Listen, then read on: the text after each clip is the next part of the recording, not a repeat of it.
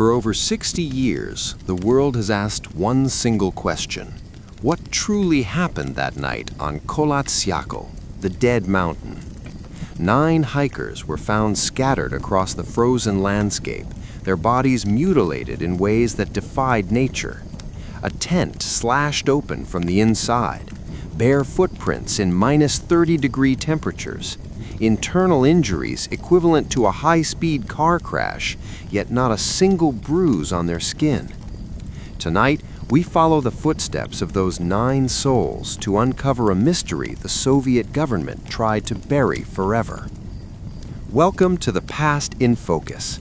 If you have a passion for deep historical mysteries and immersive stories perfect for unwinding or listening before sleep, you are in the right place. To ensure you don't miss our upcoming journeys, subscribe now and turn on the bell icon.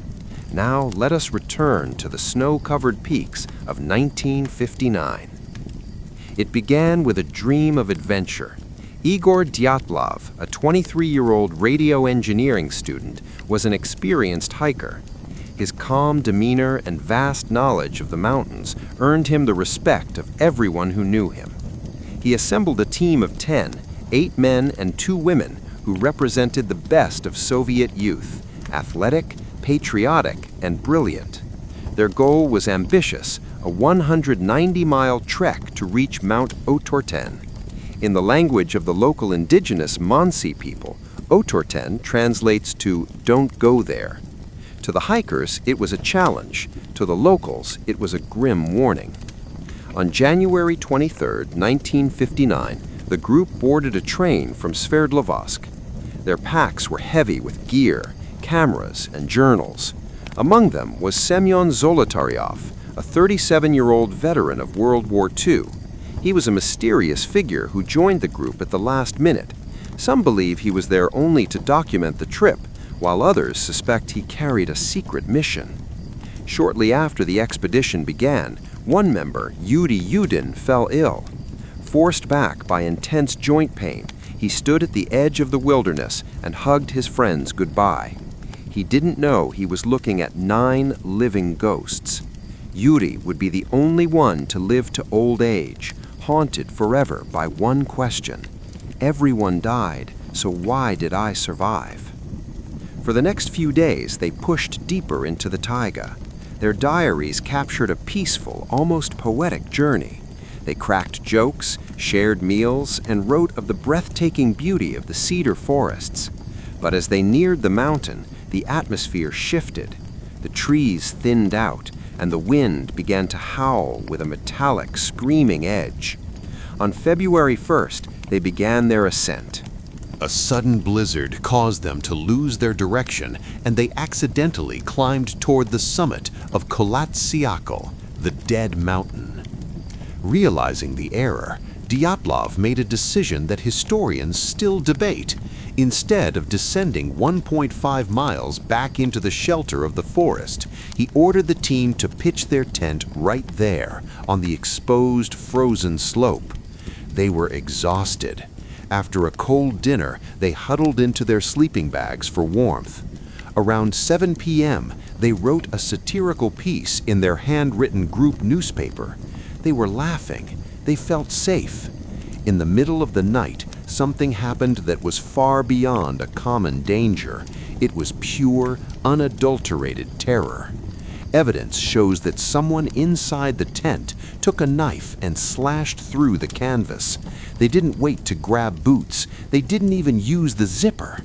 9 people spilled out into the harrowing cold. The temperature was nearly -40 degrees. Some were in their underwear. Others wore only a single sock. They didn't run in panic. They moved as a group, walking toward a lone cedar tree 1.5 kilometers down the slope. Why walk? Were they blinded? Or were they being marched at gunpoint by something they couldn't fight? Under that massive cedar tree, the nightmare reached its peak.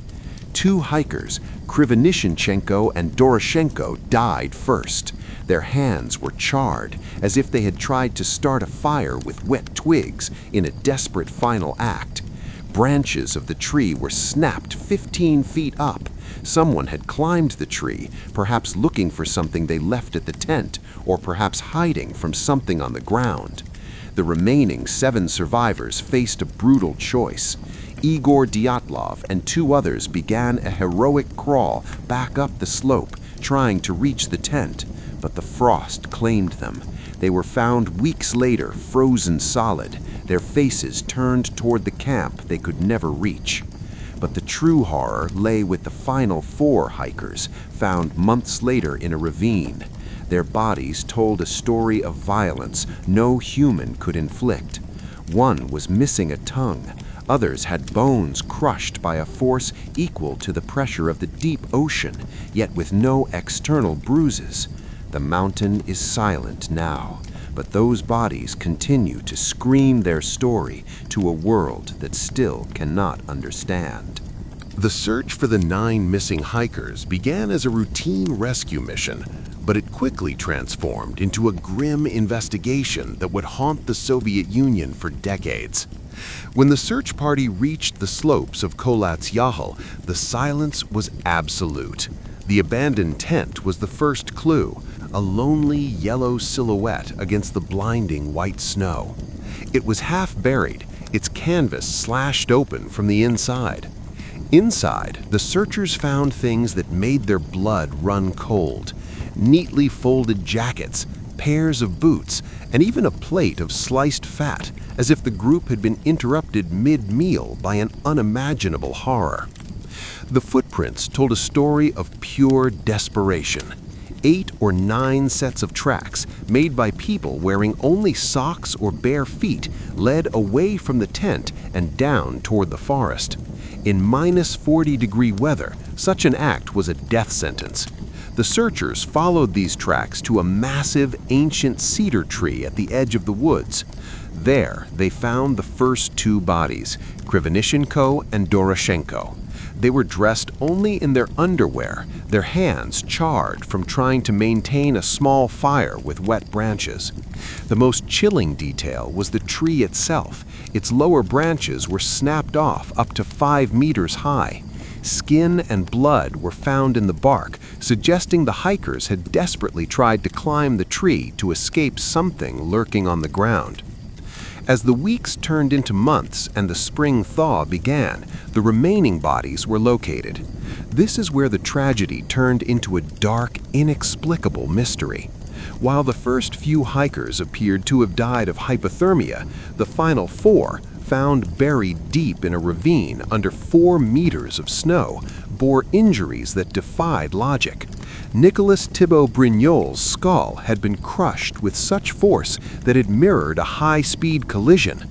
Ludmila Dubinina and Semyon Zolotaryov had massive chest fractures, their ribs shattered as if by a sudden immense pressure. Yet strangely, there were no external bruises or soft tissue damage. It was as if their bones had been broken from the inside out. Even more horrifying, Ludmila was missing her tongue and eyes. When the official autopsies were conducted, the Soviet investigators were baffled. The lead surgeon stated that the force required to cause such internal damage was not humanly possible. It was equivalent to the impact of a car crash, but there was no external impact point. Then came the most terrifying revelation.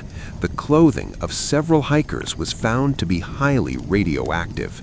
The Soviet government, usually obsessed with detail, suddenly closed the case in May 1959. The final verdict was as vague as it was haunting. The hikers had died due to an unknown compelling force. In the years following the closure of the case, whispers of a cover-up began to circulate. Forest rangers and local Mansi hunters reported seeing strange orange spheres floating in the night sky during the very weeks the hikers disappeared. Some witnesses claimed the sky glowed with an eerie light over the Ural Mountains. Was it a secret military test? At the time, the Soviet Union was testing R-7 intercontinental missiles. Could a stray rocket have exploded above the camp, causing a shockwave that crushed the hikers' ribs and released radioactive fallout? This would explain why the government took the bodies away in lead-lined coffins and why the hikers' skin was reported to have a strange, deep orange tan when they were found. Others pointed to a more natural yet equally terrifying phenomenon known as infrasound. Science suggests that specific wind patterns moving over the dome-shaped dead mountain could create low-frequency sound waves. These waves are inaudible to the human ear, but can trigger intense feelings of dread, nausea, and psychological terror. Proponents of this theory believe the hikers were driven into a sudden, uncontrollable madness by the mountain itself, causing them to rip open their tent and flee into the night to escape a sound they couldn't hear but could feel in their very souls. Then there is the mystery of Semyon Zolotaryov, the oldest member of the group. He was a veteran with mysterious tattoos that no one could decode. When his body was finally exhumed decades later for modern DNA testing, the results were shocking. The body in the grave did not match the DNA of Zolotaryov's living relatives. Who was the man buried in his place? And why did he have a notebook and pen in his hand when he died, as if he were trying to record a final, terrible truth? As the sun sets over the Ural Mountains today, the pass remains a lonely, haunted place. The Soviet files have been reopened and closed again, but no theory, be it an avalanche, a secret weapon, or something supernatural, can fully explain why 9 healthy, experienced people would run to their deaths without their boots. The mountains keep their secrets well, and the compelling force that claimed the lives of the Dyatlov group remains a shadow in the snow, a whisper in the wind that continues to echo through the halls of history. The mountain was named "Don't Go There" for a reason. Perhaps some mysteries are not meant to be solved, but only to be remembered as a warning of what happens when man ventures too deep into the heart of the great white silence. The search for the truth behind the Dyatlov Pass did not end with the closing of the official Soviet files in 1959. Instead, the mystery moved into the shadows, where investigators, scientists, and conspiracy theorists spent the next 6 decades trying to piece together the fragments of a broken puzzle. The compelling force mentioned in the original report was a ghost that haunted the families of the victims and the sole survivor, Yuri Yudin, who spent the rest of his life wondering what nightmare his friends had encountered in the dark. One of the most persistent theories involves the secret military tests of the Cold War. During the 1950s, the Soviet Union was a land of hidden laboratories and forbidden zones. In the weeks surrounding the tragedy, several groups of witnesses, including other hikers and even members of the military, reported seeing strange orange spheres or glowing orbs drifting through the night sky near the Ural Mountains. Some believe these were R-7 intercontinental ballistic missiles or secret parachute mines being tested in the remote wilderness. According to this theory, a missile may have malfunctioned or exploded mid-air above Kholat-Syakhl. The resulting shock wave would explain the massive internal injuries, the crushed ribs and fractured skulls, without leaving a single external bruise. It would also explain the high levels of radiation found on the hikers' clothing and the orange, tanned appearance of their skin. However, the military theory does not explain the sheer psychological terror that led the group to slash their tent from the inside. This led researchers to investigate a phenomenon known as infrasound. Science tells us that when wind blows over certain mountain shapes, it can create Kármán vortex streets, patterns of swirling air that produce low-frequency sound waves. These waves are below the threshold of human hearing, but the human body feels them. Infrasound is known to cause intense feelings of dread, nausea, heart palpitations, and an overwhelming sense of impending doom. Proponents suggest that the wind howling over the dome-shaped dead mountain created a perfect storm of infrasound, driving the hikers into a sudden, uncontrollable madness.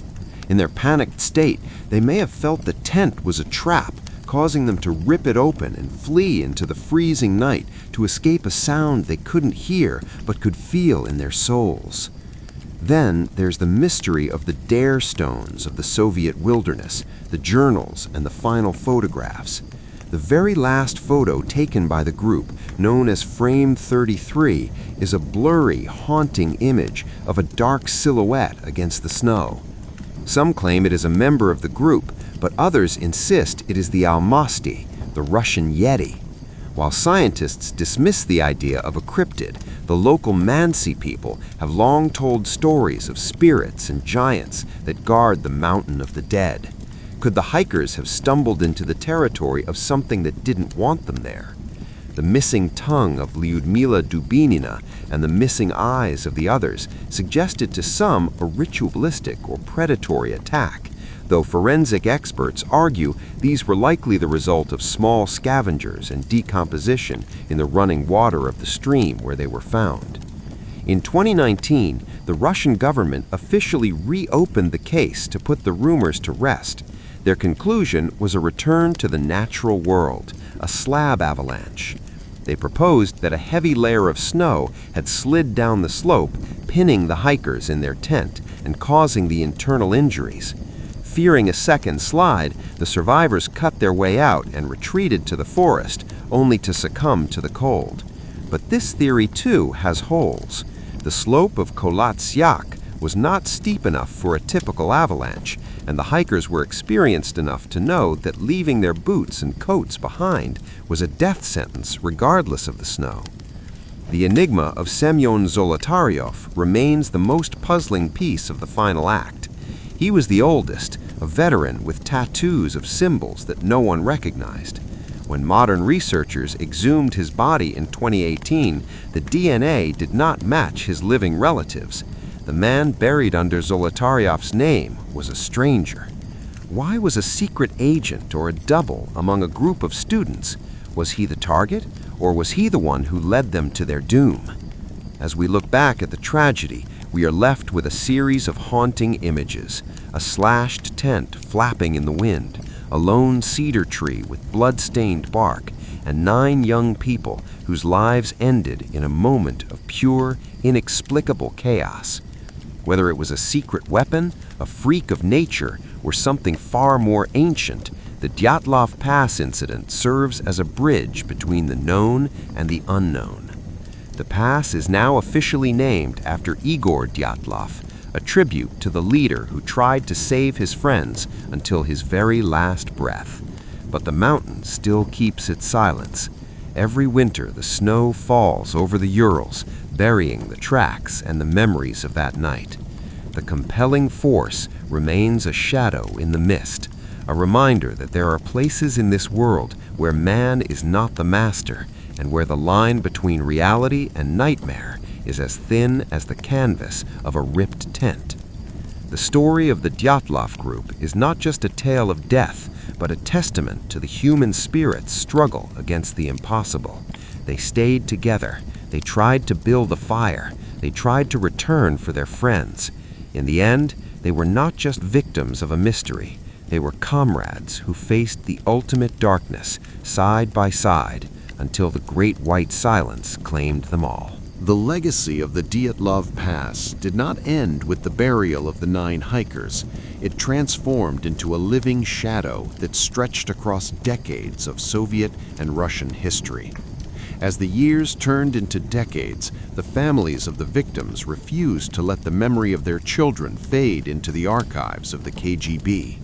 They knew that the official version of events was a patchwork of half-truths designed to hide a reality that the state was not ready to reveal. This final chapter is the story of the aftermath, the search for closure in a world of secrets, the ghost of the 10th hiker, and the cold, eternal silence of the dead mountain.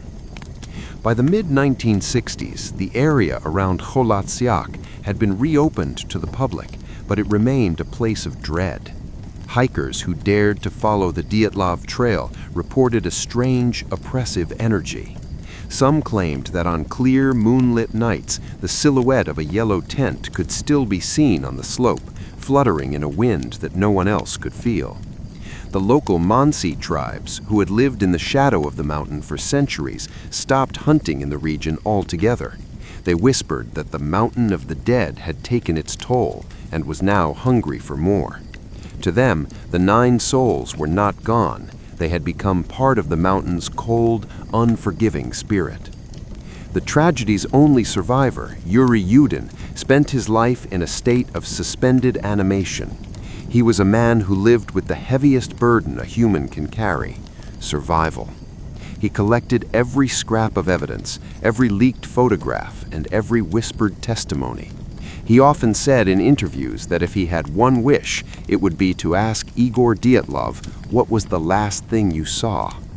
Yudin believed until his dying day that his friends had stumbled upon a secret military testing ground. He pointed to the S-shaped burn marks on some of the bodies and the fact that the search party's own clothes had been confiscated and burned by officials. When Yudin passed away in 2013, he requested that his ashes be buried at the Dyatlov Monument in Yekaterinburg. Even in death, he chose to return to the group he had left behind in the snow.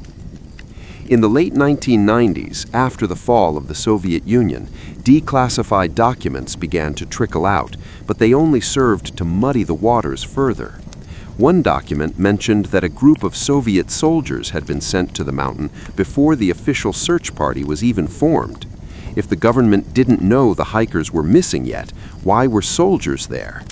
This led to the harrowing theory of a human intervention. Some believe the hikers witnessed something they weren't supposed to see, perhaps the landing of a secret experimental craft or a parachute mine. In this dark version of the story, the hikers weren't killed by nature, but by liquidators, special forces sent to ensure that no witnesses remained. Yet science continued to offer its own cold comfort. In the early 2020s, modern researchers used advanced computer modeling to revisit the slab avalanche theory. They argued that the hikers had cut into the snowbank to pitch their tent, unknowingly creating a structural weakness in the packed snow above them. Hours later, a heavy slab of frozen snow slid down, pinning them and breaking their bones. This theory is the most logical, yet it fails to capture the soul of the mystery. It doesn't explain the radioactivity. It doesn't explain why experienced hikers would leave their boots behind in a state of calm, orderly retreat rather than a panicked sprint. And it certainly doesn't explain the orange spheres that lit up the sky like miniature suns. The mystery reached a fever pitch with the exhumation of Semyon Zolotaryov, the man with the strange tattoos, the one who told his students before he left that the world will talk about this trip, turned out to be a genetic enigma. When his grave was opened, the skeletal remains showed signs of a man who had lived a life of extreme physical hardship, but the DNA didn't match the Zolotaryov lineage. Was he a spy who had assumed a dead man's identity? Was the Dyatlov expedition actually a delivery mission gone wrong?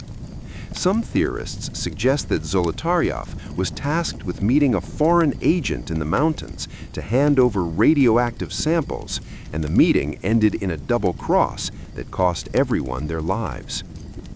As the 21st century progressed, the Dyatlov Pass incident became a cultural phenomenon, inspiring movies, books, and games. But for the people of Russia, it remained a deep, unhealed wound. It represented a time when the individual was nothing and the state was everything. The compelling force wasn't just a physical phenomenon, it was the weight of a system that could make 9 people vanish and then tell their parents that it was just an accident. Today, if you visit the pass, you will find a small, rusted monument. It bears the faces of the 9 hikers, young, hopeful, and frozen in time. They are forever 23, 21, and 37. The wind still howls across Kholat Syakhl, carrying the scent of pine and the bite of ice. The mountain of the dead has not changed. It is still a place of jagged rocks and deceptive snows. The story of the Dyatlov Pass is ultimately a story about the limits of human knowledge. We live in an age where we believe everything can be tracked by satellites, analyzed by AI, and explained by physics. But the mountain reminds us that there are still dead zones in our world, places where logic fails, where time slows down, and where the forces of the earth and the secrets of men collide in a violent, silent explosion. Igor, Zina, Rustem, Yuri, Ludmila, Alexander, Semyon, Nicholas, and Yuri. They didn't find the summit of Mount Otorten, but they found immortality in the mystery they left behind. As the snow falls tonight over the Urals, it covers the pass in a thick white shroud, keeping the secret of the 1959 tragedy safe for another year. The mountain speaks, but only in whispers that we are not yet meant to understand. Their journey is over, but for us, the mystery of the dead mountain will never truly end.